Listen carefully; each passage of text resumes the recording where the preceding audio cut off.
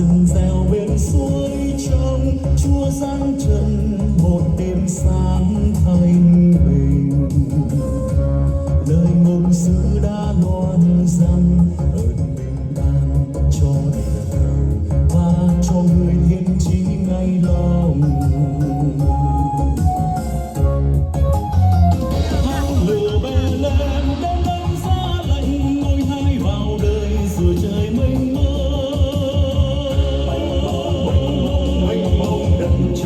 Đất trời lòng lòng ngôi hai làm người, ngôi hai làm người, ngôi hai vào đời đem an bình về muôn nơi.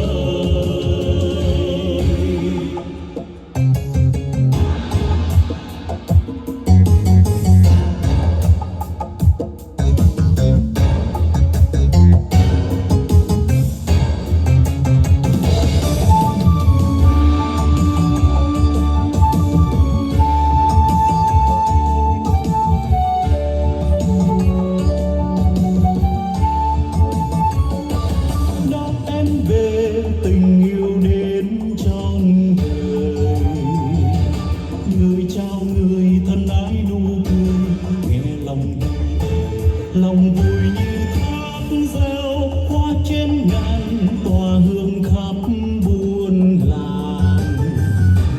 Tình yêu Chúa mãi tuôn tràn, người trần gian nghe rộn ràng nhạc vang ca khúc tương bừng.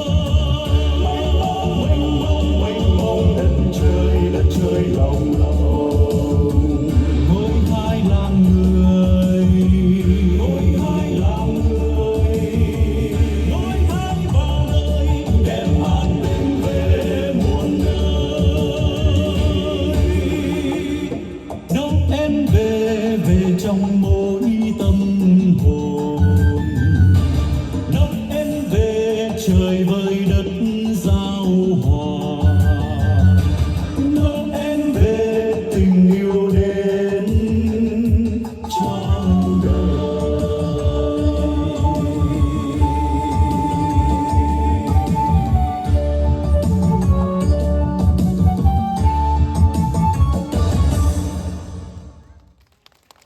Vâng, xin được cảm ơn tiết